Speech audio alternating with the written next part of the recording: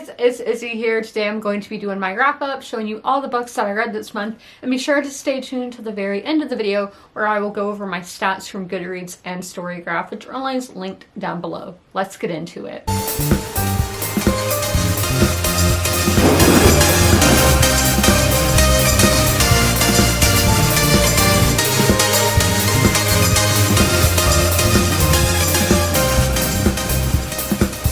The first book that I finished in February was Henry IV Part 2 by William Shakespeare. So this is a play.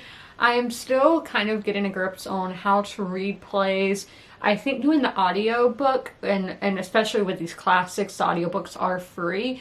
And doing the audiobook just enhances the experience because it is usually like multi-narrator, so it's easier to follow. So the characters and plot didn't grip me as much as part 1 of Henry IV did. However, I did still enjoy the writing that Shakespeare gave us all those years ago. The second book that I finished in February was a mood read that I carried over from January, and that is The Poisoned Crown by Maurice Drouin. This is a French classic that they recently got translated over into English, or at least in these editions they did. I should also say this is the third book in a series, and if you guys would like to know what any of these books are about, you need to watch my TBR video that was at the start of the month, because of my wrap-ups, I'm just giving you all my thoughts on these books. Guccio was still my favorite character in this installment in the series. I could not be bothered by the plots of the other characters. The writing was great as usual, and it was descriptive but never over the top, like you never felt like you were bogged down. I love the setting still, but I seem to prefer like the country plots rather than the plots at the royal court with all of that intrigue,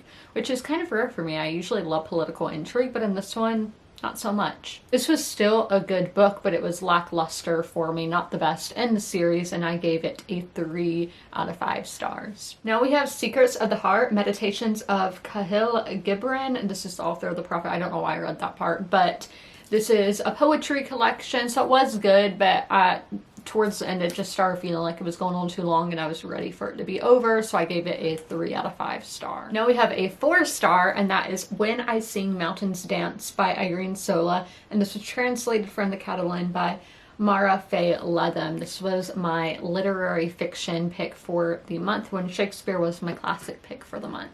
So was this character driven or plot driven? I still don't know. I would say it's a mix, because on Storygraph they give you that question. It's like, is it character, plot, or a mix of the two? I really don't know. And I usually can tell. I'm so confused with this book. The main feeling I took away from this was confusion, but it was a beautiful kind of confusion because this book was so beautiful and so well done. But I'm still so confused after reading it. This must be how people who love Bunny by Mona Awad are, because that book, I was just like, what was going on? And I didn't like it. But I know a lot of people say that book is really confusing and don't know what's going on, but they love it. So I feel like this is kind of that same kind of vibe. I had a hard time trying to find out which point of view each chapter was at, which character was at, and then how all the characters were connected.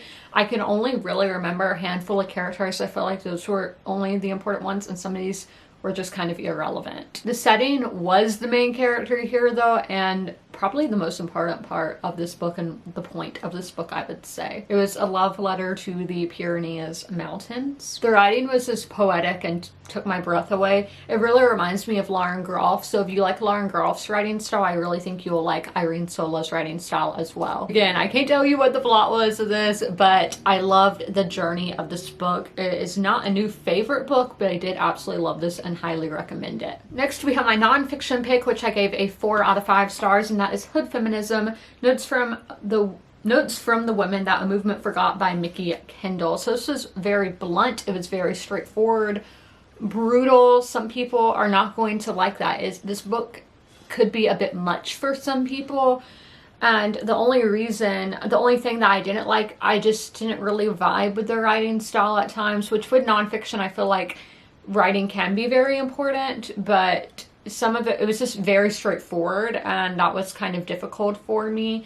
but it was so eye-opening. And again, this is one that I really recommend picking up because a lot of people do identify as feminists, me included, and you don't really think of every single issue that feminism covers, and this book really points out the flaws that modern feminism has. So I definitely do pick this one up. We have my favorite book of the month and possibly of the year so far. So it was a 5 out of 5 star, obviously, and that was Get a Life, Chloe Brown by Talia Hibbert. This is a romance. This was one of my mood reads for the month. Chloe Brown might just be one of the most relatable characters I've ever read from. It was just, the representation here was fantastic for chronic illness, and then the anxieties that go with it, like the anxieties of just life in general, the anxieties of having a romance while having problems of your own and being like, do I have too much baggage to be in a relationship? It's something that I personally have thought about a lot with my mental and chronic health.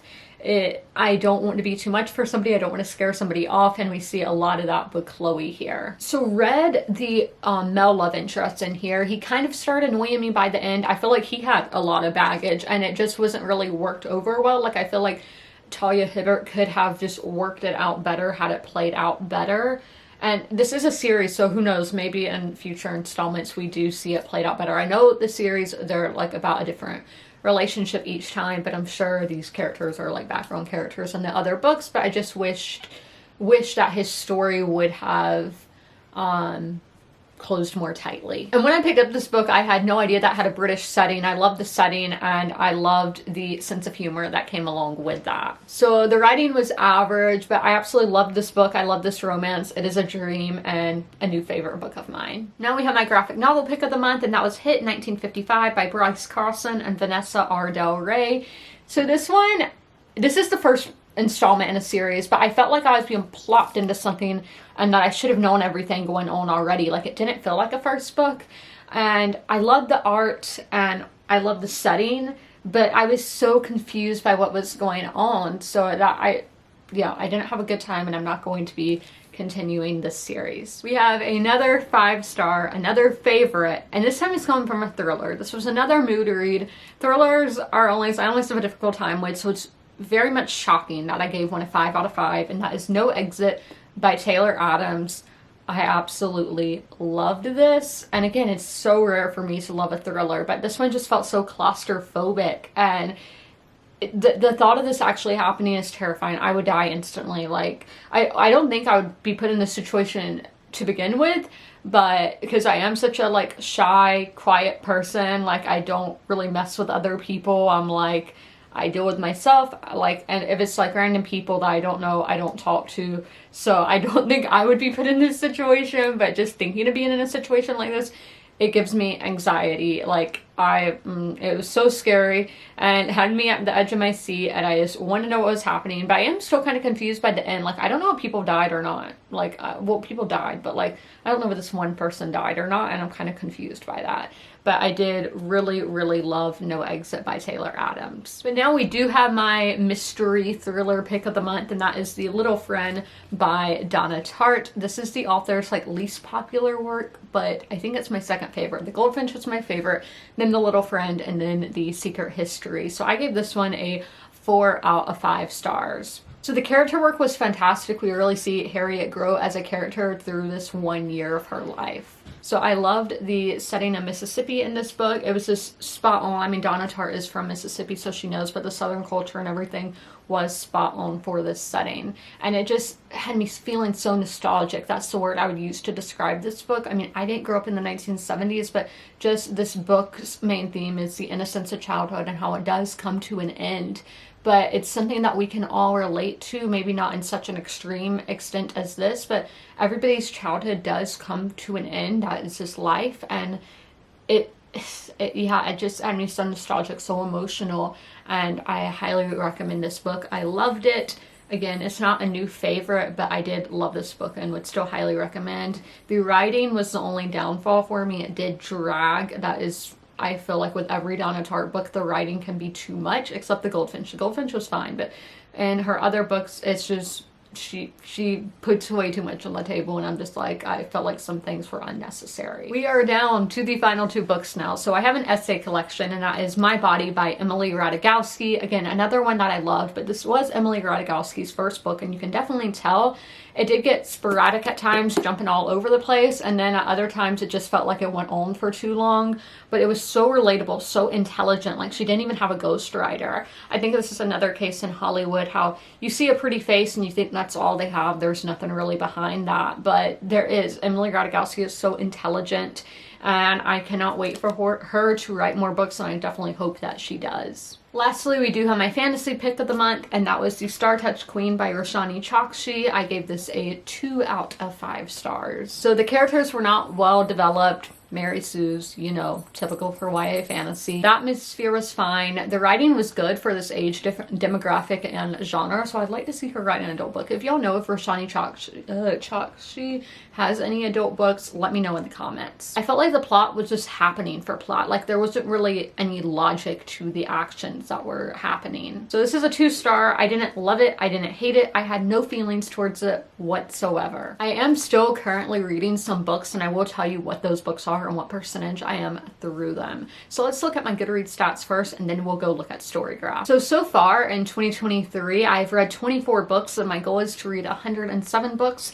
So I am 8 books ahead of schedule and 22% of the way to my reading goal. Let's look at what I'm currently reading. So I'm currently reading One Italian Summer by Rebecca Searle. I'm doing the audiobook for this, and I am at 31% of the way through. For my short story collection, I am reading My Monticello by Jocelyn Nicole Johnson. I am 20% of the way through that.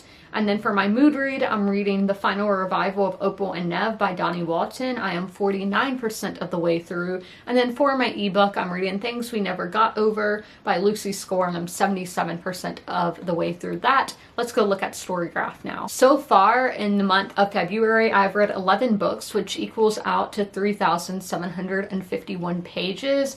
And for moods, the majority have been reflective, emotional, mysterious, adventurous, sad, informative, challenging, dark, tense, and funny. But those top 3 are, I would say, are reflective. Oh, I don't know what I'm doing by clicking this. I'm still very new to this app.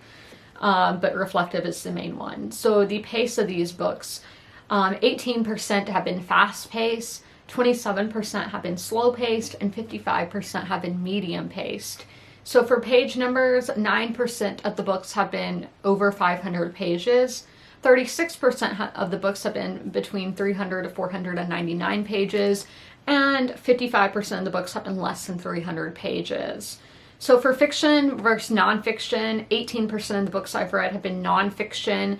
And for fiction, 82% of the books have been fiction. So the genres I've touched in February have been classics at the most, with 2 books, or well, our most is tied with feminism at 2 books, romance at 2, and contemporary at 2. And then all the ones that are just at 1 is race, young adult, thriller, religion, politics, poetry, philosophy, mystery, memoir, literary, historical, fantasy, essays, crime, and comics.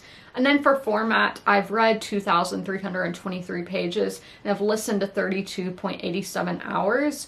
So 82% of the books have been in print, and and 18% have been in audio. And then at this time, all the books I've read have been in English. So I've given 10 reviews this month, and my average rating has been a 3.65 star.